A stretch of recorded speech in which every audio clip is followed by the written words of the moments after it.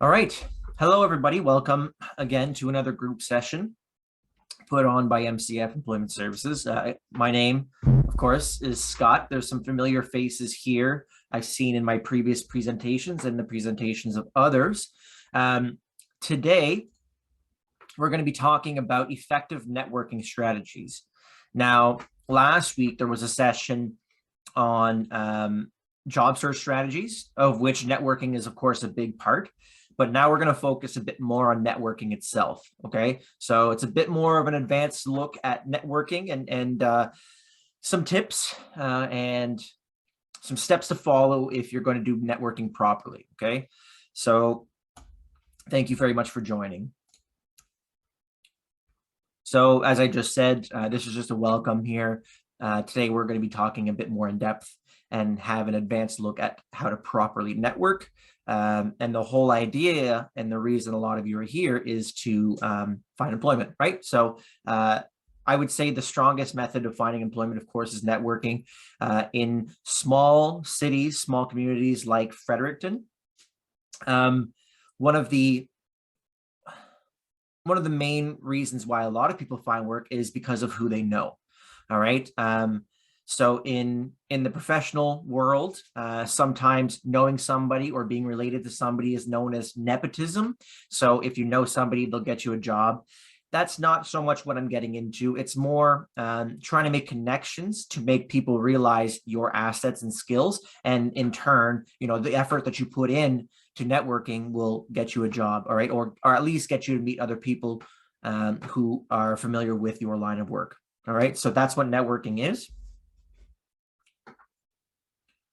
A quick breakdown. So we're going to have a quick review. That's just about a page, one slide, not very, very short. And then I'm going to talk about the 7 steps of effective networking. There's likely a lot more than 7 steps, but these are the ones that I think are important to touch on. As you see in later slides, I talk about how, networking is a lot more than just 7 steps. There could be 1,000 steps, it's one of those things that you need to research. So I'll cover the 7 steps that I think are important and that can help you. And at the end, I'll open it up for discussion and give you a thank you, of course, for attending today.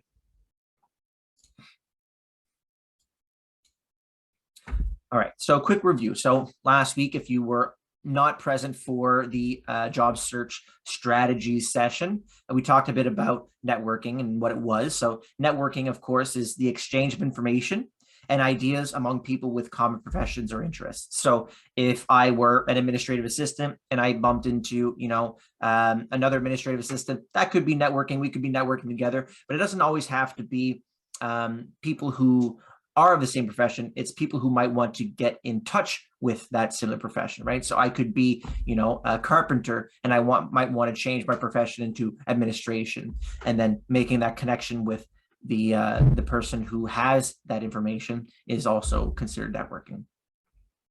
So how do we do it? Well, we normally leverage social media or social gatherings to share information with others to attempt to make professional connections. Okay, so whether you're using LinkedIn, whether you're sitting here right now with me, make a connection with me, or using other social mediums like a coffee chat or whatever. Anytime you're out there meeting people, that would be an opportunity for networking, right? So at the bottom here, I talk about LinkedIn, conferences, free seminars, social clubs, job fairs, volunteering, coffee chats, online mentorship programs, something like 10,000 Coffees. If you're unfamiliar with what that is, it's a mentorship program. All these are networking opportunities, right? We encounter networking opportunities often throughout the course of the day. And many of you might not realize it, but you being here right now is a networking opportunity. For example, Patricia, I know you now. I've seen you in my sessions before. We've talked before, right? I've seen your resume. I'm working on your resume. These are all things that wouldn't happen if you weren't sitting here. Okay, so just know that makes a big difference. All right. So now we start with 7 steps to effective networking. So first thing I want to mention is that, like I said before, there are many more than 7 things to learn about networking. Networking in itself is a science, all right? Many people have spent honestly, their career is trying to break down what networking is about. So do your own research. This is not, going to figure everything out for you. Do some research onto networking and how to do it better. But these are some of the points that I wanted to touch on today. All right. So number one, start networking before you desperately need it. Right. Now, what does that mean? Well, people who are seasoned networkers, that means people who've done this for a while, or who are employers, can pick up on desperation from across the room. So they can pick up that you're desperate. They can sense that. They can see it. They can smell it. They can see that you are looking for something from them, right? And if it's in your approach, if it's how you interact with them, if you're being pushy, trying to give them resumes, they can sense the disparity or this desperation. Sorry. All right. So try to avoid that by networking before you're in a very, very big,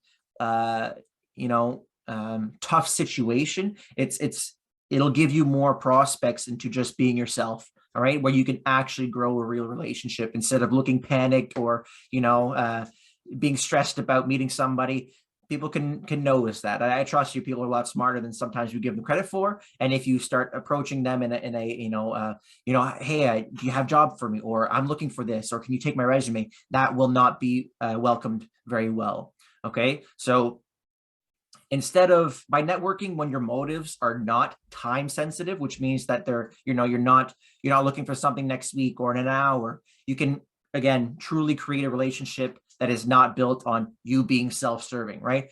Because in networking, you want to be able to give somebody something as well instead of just taking, right? And if you're constantly just trying to take from somebody, then you probably won't hear from them again and you'll leave a bad impression, all right? So start networking before you desperately need it means that you should always be networking in the background, all right?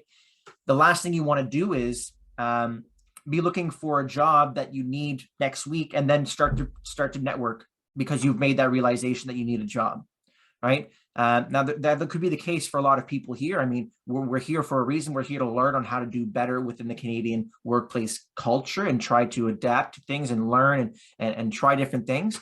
But what I mean by that is if you're not extremely pressed, it's the right time to start networking, okay? Even if you are extremely pressed, of course, you can still do it. But the idea is you want to get a head start so that you're not showing people that you're desperate, okay? Trust me, these things come out a bit more naturally than you think, right? We can't hide that we're desperate all the time. Some people can be good actors, but most of the time, people can tell. Number two, have a plan. Before you attend any networking event, be clear on what talents, strengths, skills, and connections you can bring to the table, or what you have to offer. Map out what you want to talk about, particularly when how you may be able to help the other person, all right, in the future. So what does this mean? We can explore this in a bit more depth here, all right? So I'll take a look at this. So having a plan, breaking it down. How can you help others? So number two, but the number one within the number two is how can you help others? All right. So ask yourself what skills you can bring to the table. You should always go into any situation, whether it be here in a actual physical social setting, whether it be online or at a job fair, always ask yourself, what do I bring to the table? What are my skills? All right. If you can identify those things, then you can identify value. All right. Which is what you're trying to bring to anybody. Value is very important. If you have a background in this, you need to map out, okay, I have this skill, I have this skill, I have this skill. All right. And you need to be very clear with yourself what those are. Okay. If you're going into a situation trying to meet people and you think, well, I don't have any experience in this, or I'm not skilled in this, that's the wrong approach. All right. Instead of saying, well, I don't have skills in this, instead, ask yourself what skills you do have that are related, all right? That's very important. Always come with some skill sets that are planned. Rehearse your elevator pitch, okay? So approaching a group or an individual can be stressful. That's totally understandable. It's very stressful meeting new people, especially if English or French is not your first language and you're trying to approach somebody, not feeling confident with your language. It can be very stressful. It's stressful without those things. However, you need to still practice. Practice is perfect. Get out of your comfort zone, get out there and try. People will appreciate the effort. It's really what this is all about. Okay. No one is a professional at this. You need to practice and get better over time. So practice your conversation starters or your icebreakers. Familiarize yourself with those within the industry whose professionals you will be approaching. All right. So, sorry, familiarize yourself with the industry whose professionals you'll be approaching. So let's say that you are an IT specialist. All right. If you're going into a situation where you're going to try to network with others, familiarize yourself with that industry. Familiarize yourself with what's available here in Fredericton or locally, what Fredericton offers. You know, just knowing that Fredericton is one of the more progressive IT areas in all of Canada is a really important thing to know, right? We're very small, but we do a lot of IT work here. We have a lot of IT opportunities. So being aware of that and being aware of which organizations, which companies, which whatever are located here can make a big difference, especially when you're talking to somebody. You know, you get into a conversation and they start talking about this one company, and then all of a sudden you have nothing to share. It's because you don't know about the company. But maybe, you know, had you done a bit of research, you'd have understood that, oh, this company has been here for many years. They have all these opportunities. And so if you don't have that knowledge, the conversation doesn't really go anywhere. So always do some research and familiarize yourself with the industry when you're going to talk to people who are in that industry. All right. It's not okay. Well, sorry, it's okay, but it's not enough to just bring your experiences from your home countries because a lot of people can't relate. So try to find relatable content. If you can see that arrow pointing down, I just as an example here, this happened to me. I was at a coffee shop once, and I overheard a conversation about a gentleman who was opening up a startup business. All right. And they were looking to do international market integration. What does that mean? They were looking to expand their brand into different countries, right? One of them being the United States. I overheard this conversation, and I was in university at the time. And I went to talk to him. His name was Peter. Peter actually owns a company named Reston Aerospace, and they've been very, very successful. But at the beginning, I met this person, we had a conversation, and we shared information about what he was looking for, and ended up being that I suggested that they do a project with my business class, that each of the students could try to create a market implementation class, and he could use the information if he found it useful. And that ended up happening. What happened afterwards is I ended up getting an interview with Peter at the end of it, right? I didn't end up getting the job, but still that was an opportunity that was presented to me. And it just so happened that it happened in a coffee shop, right? You know, I made something out of nothing by approaching this person and wanting to network. Okay. So all I'm trying to say is, you know, take a chance and get out of your comfort zone, familiarize yourself with the industry. I had known about what they were doing because they were also UNB graduates. And so that gave me something to talk about. That could be luck, could be, you know, me being proactive, but at the end of the day, it was something that gave me an opportunity, right? So that's what all we're really aiming for. And the last point here on this second piece is, of course, to rehearse your elevator speech. If we're unaware of what an elevator speech is, it's about 45 seconds to a minute's worth of information about you. You know, you would want to share what your experiences are, what your skill sets are, you know, perhaps if you're a graduate in a certain field, a little blurb about who you are. All right. It's a sales pitch is what it is about your skill sets. You're trying to sell somebody else on your successes, your knowledge, your skills. All right. Try to practice something like that, create something like that. In the future, if you want even just a session on how to create an elevator pitch, I'd be more than happy to do something on that, but we won't focus too much on it today. If you want to learn more about an elevator pitch, though, you can certainly Google an elevator pitch and you'll find tons and tons of information. Lastly, make a game plan to approach those who are of interest to you. All right. Be on the lookout, do your research, listen attentively. And it doesn't matter where. It could be online, it could be in person. Always be aware of who is approachable and who you should approach if you're looking for certain information in a certain field. Okay. Let's say you go to a job fair. Keep your eyes peeled and your ears open to try to see who might be the right fit. If you overhear a conversation, that sounds like somebody I might want to talk to.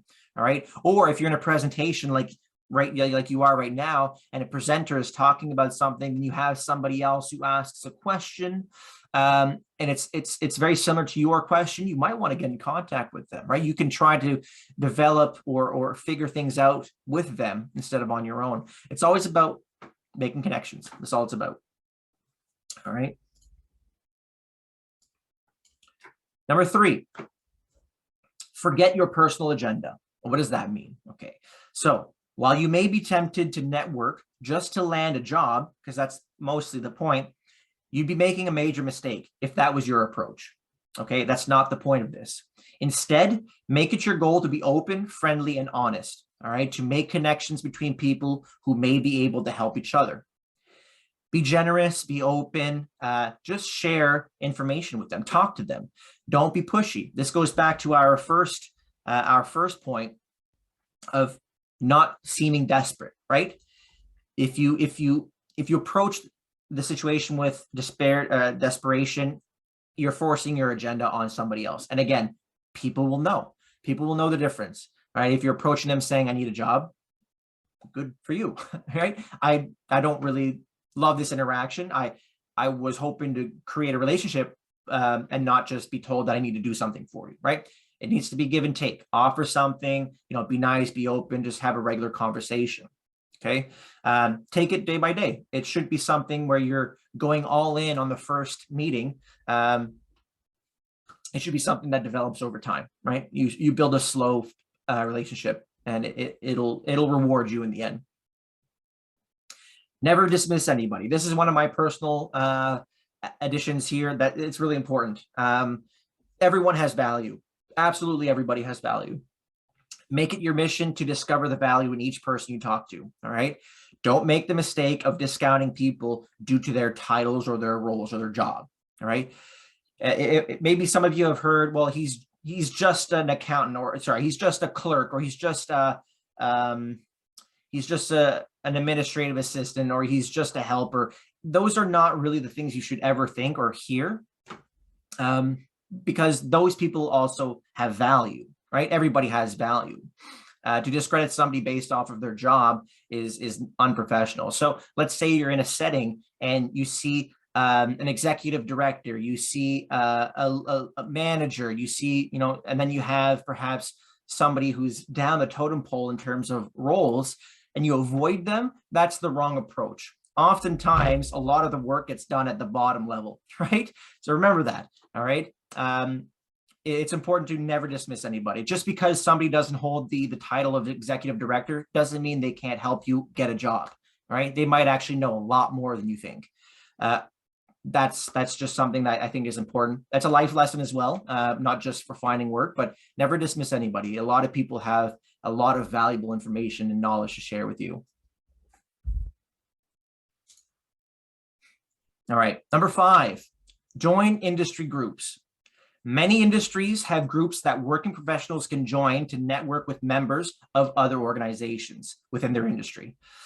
You can find many groups by leveraging the power of social medias and social platforms. What I mean by that is LinkedIn, you can, Twitter, maybe, Facebook. There's a lot of opportunities on social medias and platforms to go and discover all these wonderful groups, okay? One example here is Civic Tech. Let's see if I can get there for you.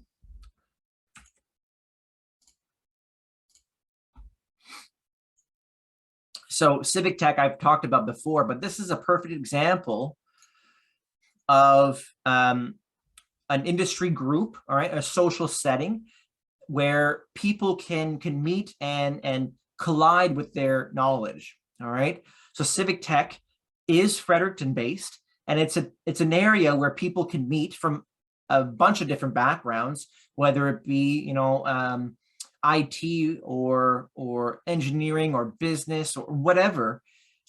People come in and they present different issues, and each of the people who are sitting here, as you can see, there's people literally sitting here. There's pictures all over the place of what these meetings look like, but they put their minds together and they try to come up with solutions. All right. So this is just one example of something you might want to explore while you're doing your networking. Doing so will enlighten you to different organizations, different industries, different people. It'll also expand your knowledge of what's available out there, and of course you'll be meeting people. There's tons of things like this. Civic Tech is just one that we're very closely attached to because we've referred people over the years, but there's many examples of things like Civic Tech, and they could be very specific to your industry. Okay.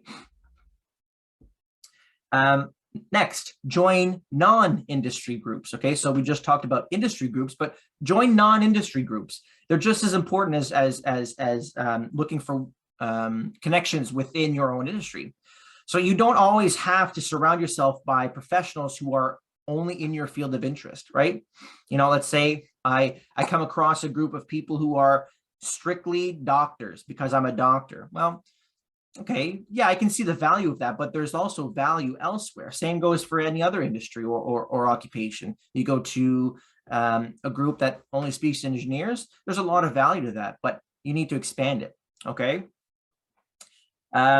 Use your hobbies, use your sports, volunteering, use the different methods, these different methods of networking, because some of the most valuable connections are made when you're least expecting them. All right. So don't try to make everything so deliberate. I mean, a lot of things happen naturally, but you just need to put yourself in the situation and allow them to happen.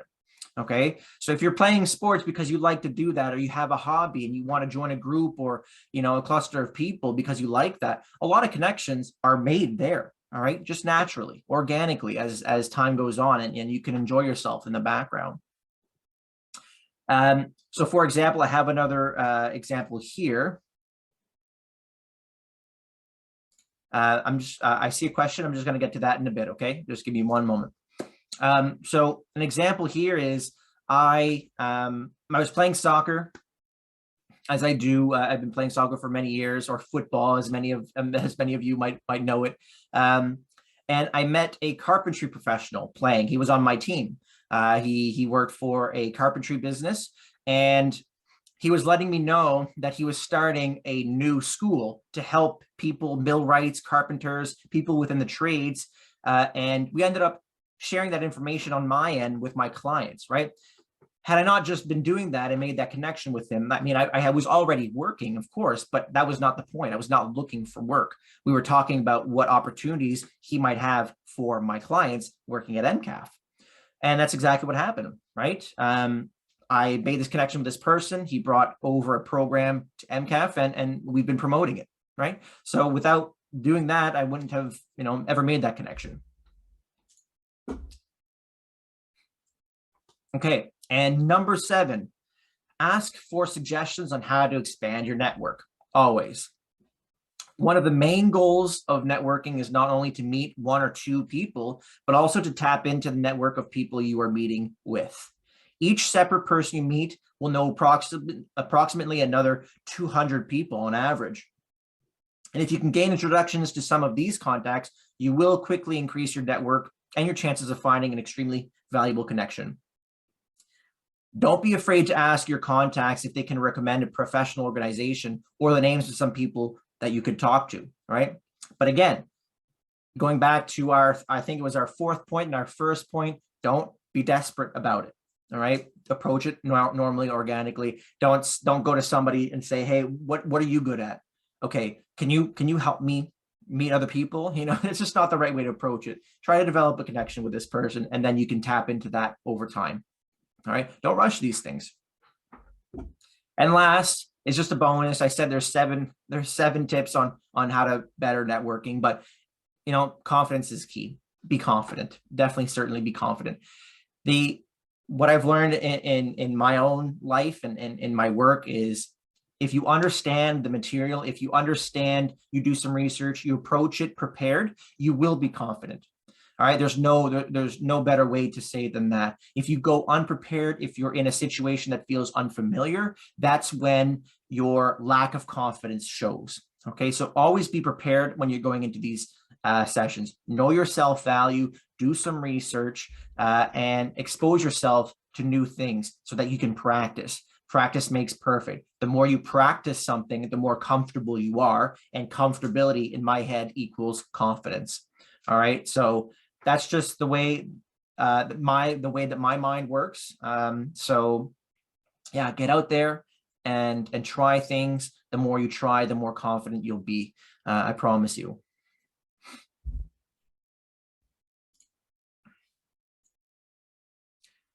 All right, so that is the summary of the presentation, a very short one today. I didn't want to spend too much time since we had talked a bit about networking prior last week, but I want to open the floor for questions, and I'm just going to start with the question that I have in the chat, and it says, can I know HR specific related groups in Fredericton as civic tech for IT? Oh, I see. Yeah, you want to know of some that are in Fredericton. I'd have to do some research, to be honest with you. I don't know all the groups for each different profession, but I'm sure I could find some, right? And I'm sure that you could as well. I would say that if you want some insights on how I would do so, I would go directly to LinkedIn. All right. And I would try to make connections with people there. You could have an HR club. You could meet people who are also trying to find work within HR. You know, there's tons of clusters of people. You could probably do so on Facebook as well. They might not all be local to Fredericton. It would probably be perhaps larger, perhaps Atlantic Canada or the province, but I'm sure there's things like that out there. Unfortunately, I don't know them off the top of my head. I'm sorry. If I did, I would certainly give them to you. That's fine. This is Shailaja here, and I was the one who asked you the question. Yes. I'm in HR, and I have a background in HR, and we are immigrants and recently came here because I want to know the HR, workforce, HR in workforce, Canadian workforce. And I need some suggestions to do some certifications here in Canada. So it would be a great help if you let me know that if we have any specific HR groups. Thank you so much. Yeah, certainly. Yeah. I have a counter question for you. Yeah. You're looking to get some certifications done in HR in Canada, correct? Yeah. Yes. Is your background in your home country HR as well? Yes, I did my master's in business administration with human resources specialization. Okay. How long have you been in Canada? Yeah, it's been 4 months. 4 months. Okay. So relatively new speaking comparative to a lot of others. So have you been looking for work the entire 4 months, or did you want to, get settled and then try to look for work? I didn't get you. Can you please repeat again? Sure. My question was, did you start looking for work immediately upon arriving, or did you want to settle yourself a bit, feel comfortable, and then start looking for work? Yeah, the thing is, I started looking seriously for the job from past 2 months because initially I wanted to understand the local market, as many of the Canadian companies are looking for a few HR certifications here, considering to consider for the middle level management, middle management. Okay. Okay. So yeah, I have 5 years experience in this industry, but still, certifications give weightage to my profile. Yeah. And can I just ask you, where did you get the idea that you needed to do some academic upgrading or get some certifications? Did an employer tell you so? Did you do some research and find that there are some courses that you should be taking if you're going to work in HR in Canada? Yeah, because the kind of jobs I'm looking for in HR area, when I go through the job description, the CPHR, Certified Professional in Human Resources, is mandatory for the HR positions, for coordinator or assistant or officer in HR related jobs. Okay. Well, okay. So what I can tell you, just information that I have off the top of my head is we have a position likely opening quite soon as an assistant to the HR manager at MCAF. and it could be something of interest to you. You could get some Canadian work experience. It might not be the master's level managerial role that you're looking for, but it could be something. I would just keep my eyes open. I would definitely look at the MCAF job opportunities, because this is just inside information. This is networking. Networking is happening right now. The opportunity will be posted likely very soon. Okay, so that's one thing that I can tell you that I know of so far. And as for your other questions for clubs and groups, yeah, I can certainly try to find something for you. I'll do that. Yeah, sure. All right. Thank you so much. Yeah. Sure. I think your name is Andrea. Andrea. 1 sec. Yeah, you're muted for me. Sorry. Sorry, this is Shailaja again. Yeah, this is Shailaja. Yeah, I'm done with my question. Yeah. Okay, perfect. Thank you. So hi, Scott. Hi, everyone. Thanks for sharing the presentation. It was great and helped me to be aware of a bunch of aspects that, yeah, it's important for networking, right? My question is, at the beginning, you mentioned an opportunity that is called 10,000 Coffees to do networking. I just wanted to ask if you could share with us if you have any experience with this networking possibility. Or I do, yes. I can talk about 10,000 Coffees, although I do want to mention that 10,000 Coffees is is kind of a subscription-based idea that many organizations use. So for example, UNB uses the platform 10,000 Coffees to make connections between people who have graduated and current students, right? So the 10,000 Coffees platform, the idea is, I don't know if you've ever heard of a coffee chat, but a coffee chat is a networking opportunity where, you sit down for a coffee with somebody and talk with them, right? So the idea of 10,000 Coffees is more talking about 10,000 people having coffees with each other and just talking. So that's the idea. So it's quite big, but it's not available everywhere. So you'd probably have to find an organization that has it or offers it. Does that make sense? So like UNB students who are currently studying can take advantage of people like myself who've graduated to learn about the tips and tricks I can give them, right? So let's say you were a student somewhere, you could sign up for 10,000 Coffees, and then you might be matched with somebody like me. And I would give you some insights like, oh, this was a really hard part in university, but it got easier because I did these things. I can give them some tips and tricks. So that's what 10,000 Coffees is. And I can, 1 second, instead of just talking about it, I can show you.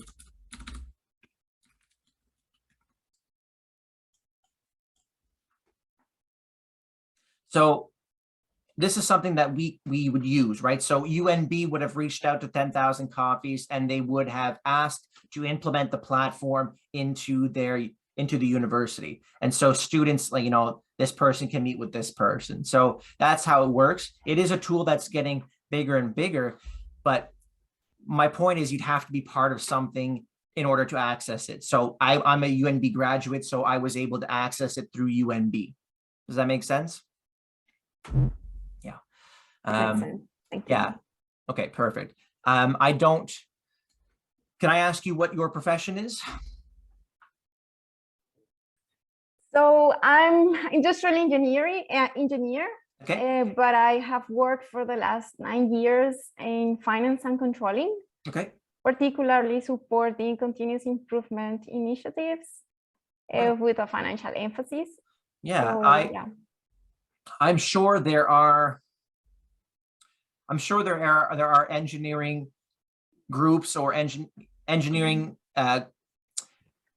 clusters of people who use 10,000 Coffees, but it might not be local to you, right? So I'm sure, like, for example, there might be a 10,000 Coffees for the University of Toronto's engineering program, right? And you could access it, but it's not local to you. It has no value to you here unless you were looking to move somewhere. I'm just assuming there could be something like that very local that I'm unaware of. The New Brunswick Engineers Association might have something like that. And if they don't, they probably should. A lot of organizations should use 10,000 Coffees for sure. It's a great networking and mentoring tool. But I'm just saying that to you so that maybe you can do a bit of research. You can do if I were you, I would start something like 10,000 coffees engineering and see where that takes you. All right. Or within the other line of work you are in. Try doing that and then see what comes up for you.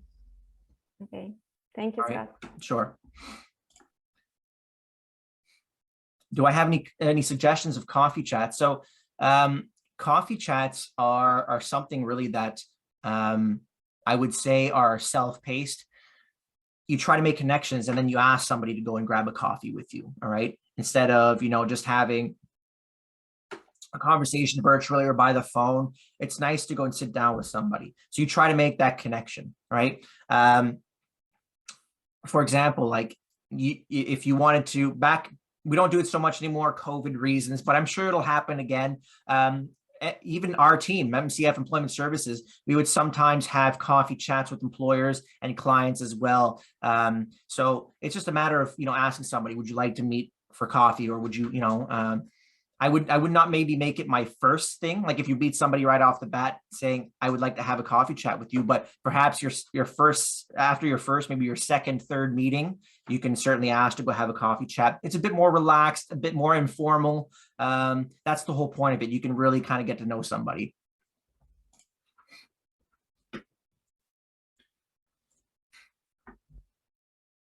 Okay, any other questions? These are great questions. I'm happy to answer them. I know I'm not giving you specifics, or like I'm not figuring out every one of your situations, but I'm offering you what I can. I have, yes. Hi, thank you for your presentation. Sure, no problem. Actually, my question is about the accepting outside of foreign debris in Canada, especially in the New Brunswick. I have a Master of Epidemiology from my country, Iran, and epidemiology is kind of the assessing disease like COVID-19 or something like that. Now I am a student at the UMB Health Services, but I couldn't find the institute in the New Brunswick to accept my foreign degree or foreign transcript in order to work in my field. So I have to work in other fields, in the some kind of the basic fields instead of my related fields in the Canada, especially in the New Brunswick. I saw some institute for instance, in the Nova Scotia or other province of Atlantic, but here in the New Brunswick, I didn't see any institute that accept my foreign degrees in order to consider my foreign degrees in order to facilitate my work in the health center. So I have to wait to be graduated from the UMB and then go to the career or job opportunity. But because of the COVID-19 pandemic, most of the health center needs and require the public health experts. But here, no institute. I didn't see any institute that accept my foreign degrees. That's my question. Do you have any information about the organization or institutes that accept them foreign degrees or outside degrees in order to ease the job opportunity for them? Yeah, that's it for me. Thank you. Sure. Thank you for your question. It's a very tough question to answer. It's very, there's a lot of pieces to that. Your question is if I know of any organizations that would accept your credentials, and to be honest with you, I have not seen your credentials, so I can't really say yes or no, this would be an organization that would accept them. My question for you, though, to help me understand you a bit better is, have you had your credentials assessed before to find the equivalency here in Canada? Have you ever had your credentials assessed? Here, no, I didn't have. So I just translate my credential for English language, and brought them with myself to the New Brunswick. I didn't try. Have you ever heard of World Education Services?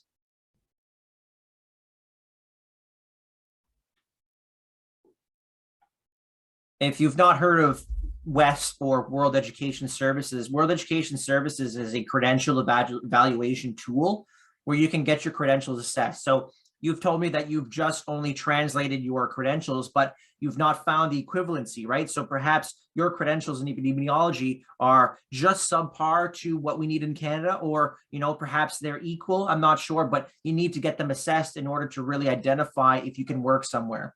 Having the assessment document, right, saying that this is equivalent, your master's is the same as a master's in Canada, can really help you find work, right?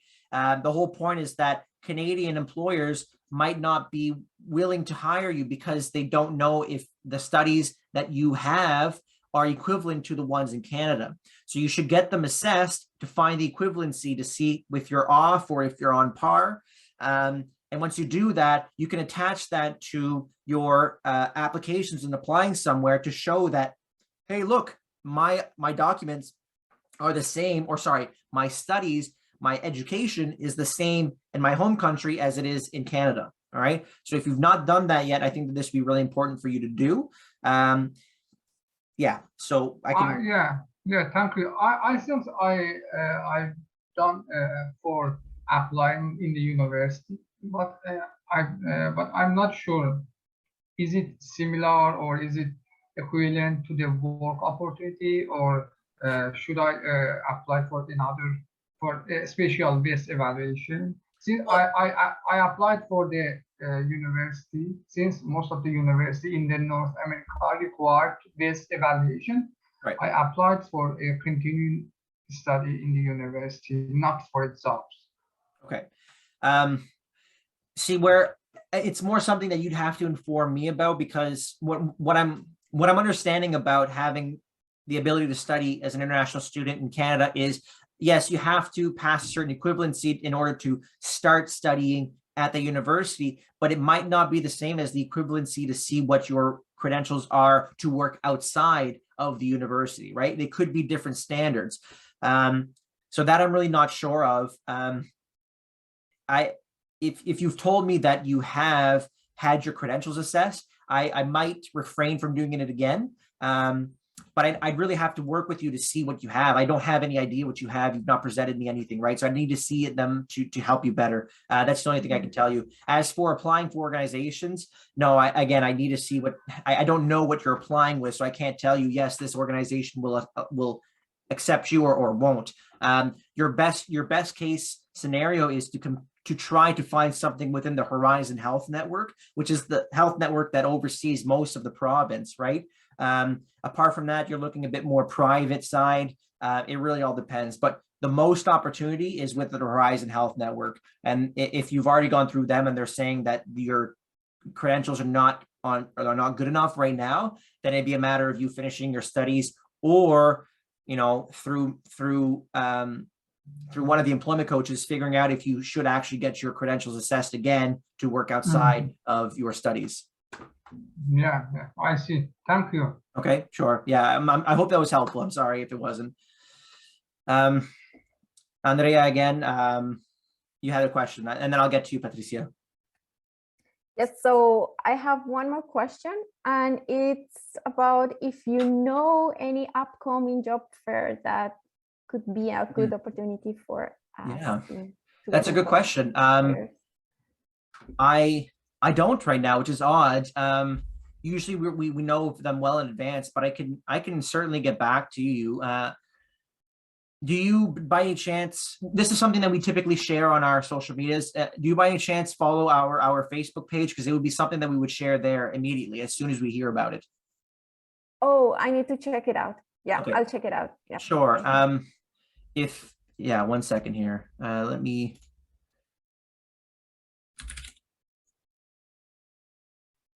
Sorry, I'm kind of just going through my account here, but I'm just going to try to get to to employment services. So for those who might not be aware, this is employment services here for MCAF, okay? MCF employment services. This is where we'd share stuff, job opportunities, anything, as well as job fairs. So right now I don't have any that are upcoming that I'm aware of, but if there are any, we hear about it and we post them here immediately, okay? Okay. So perfect. this is the time of year, by the way, where you're going to have a lot of job fairs. So just be on the lookout, because we will be sharing things without a doubt. There might even be, it might have just passed, but there's often a UMB job fair, which is probably one of the larger ones. But yeah, there's tons of virtual ones. There's quite a few in person as well. So just be on the lookout for that. Okay. Okay. Thank you. Sure. All right, give me 1 second. I'm going to get to Patricia, and then I'm sorry for pronouncing this wrong, but Betania, is that good? Good, bad? Okay. Do you have some tips on the better way to do networking via LinkedIn? And I can introduce myself. Well, here, the first thing is that we're doing a session on LinkedIn. I think it's in a week and a half. So we'll show you all the things about LinkedIn. So definitely try to, participate in that when that comes around. We try to lead everything into something else. So yeah, there's another session on that coming up. But tips on how to use LinkedIn. It's a very good question. I would say LinkedIn is an extremely, extremely powerful tool that not many people take full advantage of. It has an integrated social media platform where you can share information, share details, share opportunities, share your successes, right? Which then scatters to your network. But it's also a way for you to find jobs. It's an extremely good job search site. Tons of people post jobs there, and the applications can be very simple. But I think the most important tool is your ability to network, because within a click of a few buttons, or even just typing a few things, you can find whoever the head of an organization is and all the sub staff as well, right? There's not very many places you can do that. You can go to Facebook, you can find names, but they might not always say, I'm the director or I'm the lead of this program. On LinkedIn, you have access to all that information. So when you find somebody who is of interest to you, it's a matter of making a soft introduction, right? You can contact them directly. The point of LinkedIn is to make connections. It's not frowned upon to go and send somebody a message. All right. But make sure it's a very soft approach, a very open and kind, approach. I wouldn't say, I was looking at your profile and I think that you'd be the perfect person to help me find a job. Not the right way to do things, right? I would do something more along the lines of, I was really interested in your company. I came across your name. I was wondering if you might be interested in having a quick discussion about opportunities, or, just try to break the ice a little bit, not try to be forceful. LinkedIn, again, is an extremely useful tool for that. You can very quickly find people, and the point is to make connections with them. All right. So I won't get into how you would approach a message too much in depth, but that'll be covered in our next session. But I hope that gives you the idea. Use it for that. Use it for making those connections there. You can also find a lot of information about the company itself. So remember when I was talking about familiarizing yourself with the industry, you can find a lot of information on LinkedIn about the company, about the industry, about the occupation itself off of there. All right. Then use that to fill your knowledge, and then be confident in making that approach. Okay. But yeah, stay tuned for more sessions. Okay. Okay. So Betania. Hello. Hi. I have two questions actually. Sure. One is there any special place to look for part-time jobs? Because I see that most of the jobs I see in LinkedIn or Indeed are full-time jobs. So is there anywhere where the part-time jobs are usually placed? So what is your profession to start with? I'm executive assistant, but I have a bachelor degree in hotel management. So I'm looking for hospitality jobs or administrative jobs. Amazing. Okay. And if it's not too much to ask, what is the reason you're looking for a part-time job instead of a full-time job? Because I'll be studying at NBCC, so I only have the permission to work part-time. Gotcha. You're an international student. Okay. Yeah. All right. So, good question. I would say that there's a very unhealthy split between full-time and part-time jobs. It's probably somewhere around 75, 25, 80, 20. So it's much harder to find that, but they are not non-existent. In your role, the executive assistant piece probably is going to be nearly impossible to find a part-time job for. This is not one of those things where they have part-time. It's a very full-time type of line of work. As for hospitality, there are a lot of opportunities for part-time work. It's just a matter of how flexible you are. They could need like a one thing that I've seen recently is it's kind of like an overnight staff manager, right? So managing the staff that is there overnight, that could be something, but again, it's not ideal because it is overnight and you're studying, you're essentially doing, you know, probably a large full day. And if you have children, if you like, there's a lot of things to do, right? So not ideal. Yeah, what I'm going to say to you though, because I don't know, I have not done specific research into trying to find part-time jobs for your line of work, but my assumption is that comparative to others, it's probably not the hardest to find part-time work for. The hospitality industry is extremely short-staffed. There's a lot of shortages. In fact, we had 2, perhaps 3 programs with tourism industry of New Brunswick and Nova Scotia recently to try to train people on how to become workers within the hospitality industry. So there's a lot of money in it. There's a lot of openings. There's a lot of opportunity. So I hope that that's rewarding to hear. Don't give up. Keep on looking because it's one of those lines of work that does have a lot of opportunity. Okay. And comparative to, like, let's say you were only an executive assistant, that would be very hard. There's a lot more opportunity in hospitality right now. Okay, I see. Thank you. And if I can ask another question is, I'm still not in Canada. I will be arriving in July. And my question is, do you think it's worth to look for jobs from here, or it is better to wait until I'm there? Yeah, I've had this question before actually. And it really, this is my personal opinion. Okay. And I don't know if it's exactly the right one, but I don't see any issue with applying outside of the country. Okay. Many people like you are looking to get a head start so that it's less stressful when you get here, right? You kind of want to get things rolling, get the ball in motion. So I don't see an issue with that as long as you make that clear with the employer.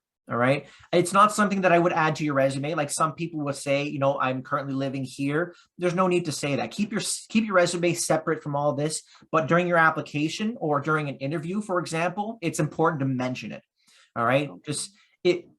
I don't think that your application, especially your resume, should give anybody any reason to not hire you. You can deal with that stuff afterwards, right? If they like you, you're a good enough candidate, they will give you a chance and then take that opportunity to present them with the fact that you're only coming in a couple months. If they like you enough, they'll give you the opportunity, or they'll wait for you. I would say try to remove as many things in your resume or application that will limit you.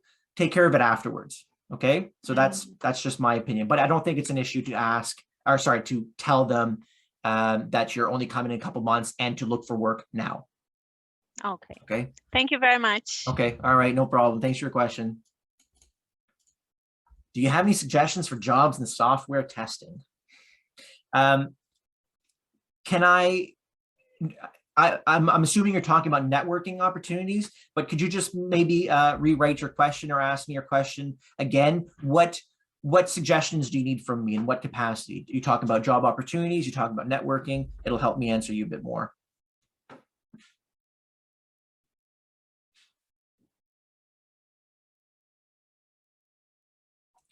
While I'm waiting for that, I have a question here. It would be nice for MCAF to provide more information, maybe a session for opportunities in the tourism industry, hospitality industry. Yeah, okay, no problem. I will take note of that. We have something called, for everybody here, we have something called the Networking Club. All right, and just give me 1 second. I'll go back to what the Networking Club is. All right, so here's the calendar of a lot of the things that are happening in the month of April, and we have another calendar in May of more sessions. So right now you're sitting in this session right here, the power of networking, okay? Last week we had a networking club. The week before, 2 weeks before, we had a networking club. Every 2 weeks minimum, we have a networking club, all right, where we invite employers from different industries to come talk to us. It's not only employers, sometimes it's people that have opportunities for our clients, but we bring new connections every second week, at least every second week. Sometimes it's every week. So what I can do for you, I think you pronounce your name Toshin. I can make that suggestion to my group sessions coordinator. Okay, so she would be the one who would reach out. She's constantly looking for different ideas for sessions. And if you're looking for more information about tourism or hospitality, I can certainly try to find a person who would like to talk about that. All right. Betania, again, how can we join the networking club? The networking club is open to absolutely everybody. In order to get information about our networking club, you need to register for our services, because we add people who are registered for our services. We add their email to our mailing list. All right. And that's how you get information about them. So every week, whatever, you'll get an email saying, please come and join us for this networking event. This is the link to our sessions, because we're doing them virtually right now. That's how you can learn about them. Or we also post all the information on our Facebook, which I've just shown you as well. So it's a matter of joining there. Okay, I'll give you an example here. And by the way, on our Facebook, we are extremely active. We have posts every single day, multiple posts every day. So just make sure that you're aware of that. Let's see, what was our session on last week? Sorry, I don't mean to be racing through this.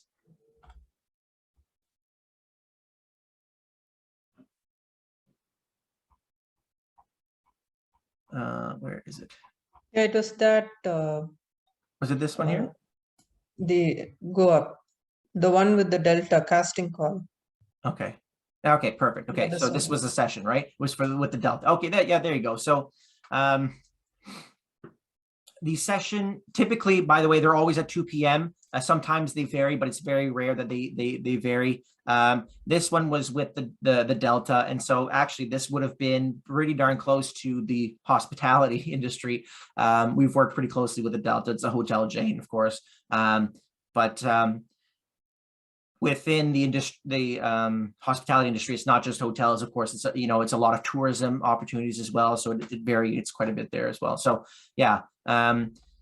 Sally is our group session coordinator. She's the one that would share information. So if you are in our group and you're looking for the next session, the information would be there. Okay. Thank you for whoever reminded me of which one it was. I appreciate that.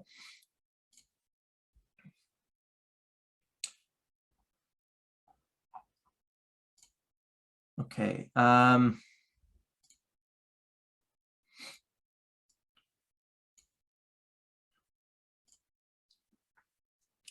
Are there any other questions?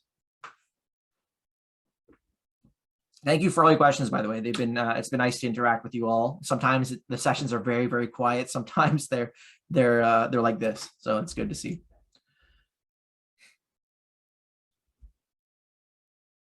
All right, well, I'm going to go back here and do one last thing with you all before I end the session. But of course, here is our calendar. And as you can see, to round off the rest of the month, tomorrow we have Exploring New Careers. So a session on what tools and tips you should use if you're trying to integrate into a different career. Let's say you're a professional from a certain background in your home country. It's not going to work out. You're looking for something new. We'll show you how to do so, or how to explore new careers. Okay. And then on Friday with 3 coaches, we have Ask an Employment Coach. All right. And it's a time for you to go into the session and ask absolutely anything you want employment related to our 3 coaches. All right. So if we have a lot of people, we're going to go into breakout rooms. We're going to try to answer as many questions as possible. It'll be as close to one-on-one coaching as you can get right now. So every twice a month, sorry, we have Ask an Employment Coach sessions. Last one was very successful. We had a lot of people, a lot of questions. So that was good. So that's on this Friday. All right. And then again, if you stay close to this group, you'll see that coming May, we'll have a brand new schedule with a bunch of other topics. Okay. So just be aware of that. I wanted to share with you all that was coming up. And it doesn't sound like we have any more questions. So I'm going to end it here. Oh, I do. Okay. Yeah, I have. What time is the session tomorrow? Sorry. It's at 2 p.m. All of our sessions are at perfect. 2 p.m. And I have to apologize. Like, I'm the one that has created most of these sessions, and it was the time that seemed to work best with our clients on average. So I can't accommodate everybody, but I'm trying to do my best with that time slot. So I hope that that's okay with you guys. But yeah, it's at 2 p.m. And so will the Ask an Employment Coach. All of our sessions will be 2 p.m. Ahmad, you have a question? Yes. Actually, the question is about the session today for the networking. Yeah. It is related to the example you have provided when you were in the coffee shop and you heard someone and you directly interacted with him and asked him. He wanted to do the marketing part. So, what normally people are people willing to accept direct interference in their conversations? I think this is something which is little awkward, going directly to someone conversation and interact. So of course, I don't know, is it something that's accepted here in the Canadian culture? Okay, great question. Absolutely fantastic question. And it's something that is very real and very present in our society. There's a lot of us are not as outgoing and approachable as we would have been a few years ago, 10 years ago, 20 years ago. There's a lot of awkwardness I find in the air, especially when you try to approach somebody. And I can be awkward as well. If I don't really know you, there's an awkwardness there, and that's totally fine. If that happens, my answer to you is that person, if they're unwilling to be approached, they're awkward about the interaction, they're not somebody who is going to be a good networking tool for you anyways. Okay. So if you're approaching somebody, they're not really interested in dialogue, they're not really interested in talking to you, then they're probably not going to have helped you at all. All right. So you'll know when you have a connection with somebody, if they're willing to help you, if they're approachable, if they're friendly. You'll see it in their personality traits, in the way they handle themselves and the way they present themselves. Those are the people you're gonna want to continue approaching. All right. So not everything will happen the first try, right? So instead of looking at it as I'm gonna try and fail, instead you should look at it as I'm gonna try and it's gonna be practice, right? So the practice is going to make you get better. It's going to make you a bit more confident. And if somebody's awkward with you approaching them, well, then you don't have to worry about you being awkward. You were the one that was confident in that scenario, right? So take that with, with pride. But yeah, I think that people, to reiterate, people who are unapproachable, who are awkward, who don't want to talk to you, are not going to be helping you in the end.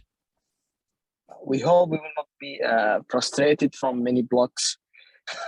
Yes, I imagine. Yeah. Listen, working here in this line of work, I've realized that there are some cultures who are not shy. So there are some cultures that are very, very outgoing, and sometimes that can come off a bit too strong for Canadians. But that's not always the case. I mean, there are people who are just equally as excited to meet people as your culture, for example, might be, right? So yeah, don't take it to heart. Don't take it personally. Canadians are attached to what they know. They like routine. They like the same thing, and they also like their phones. So don't be afraid to approach people, though.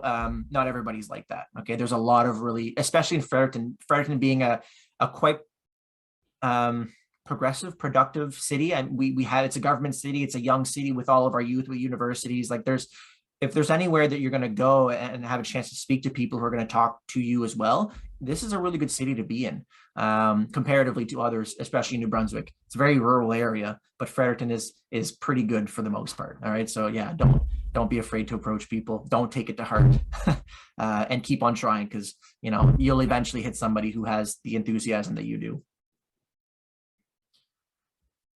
Thank you for that question. Appreciate it. It's a great question.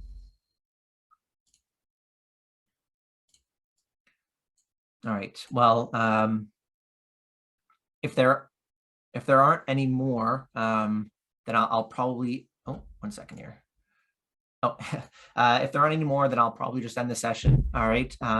For anybody who might have come in late, who missed some of the parts, I can certainly make this available to you all. And we also, since there's a few people here who might not seem to have not been super aware of what we have to offer for services, we also have a YouTube page where we upload all of these sessions afterwards. Okay. So if I take a look at my channel, all of our videos are updated. So anything that says group sessions, resume building, cover letters, interview techniques, these are all sessions we've done in the past, okay? This one is going to get uploaded immediately, or probably tomorrow as it is reaching the end of the day, but they'll be there for you to look at in the future as well, okay?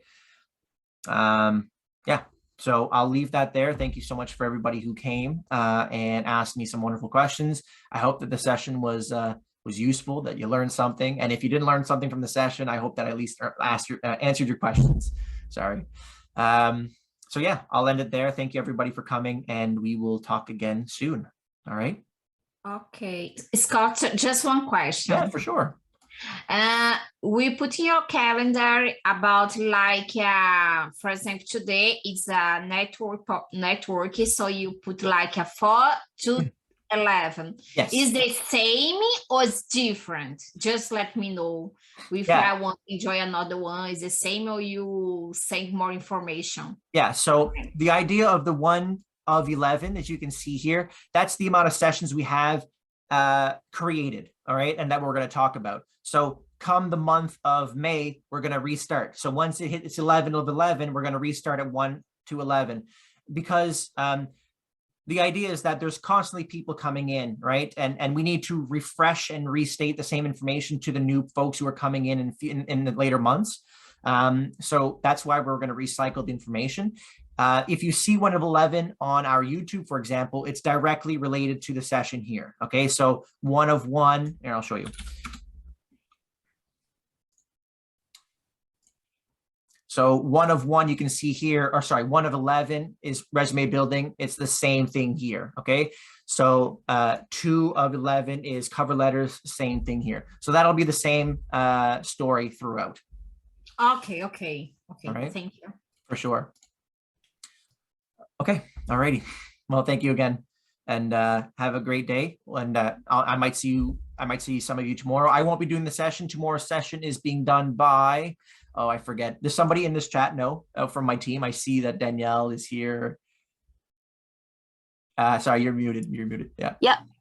I will be doing the It's session. you. Okay, I thought so. I had a feeling. Okay, perfect. So Danielle, who's here right now, will be doing the session tomorrow, and she's got that all that ready. All right. All right. Awesome. Thank you, guys. Thank you. Bye, everyone.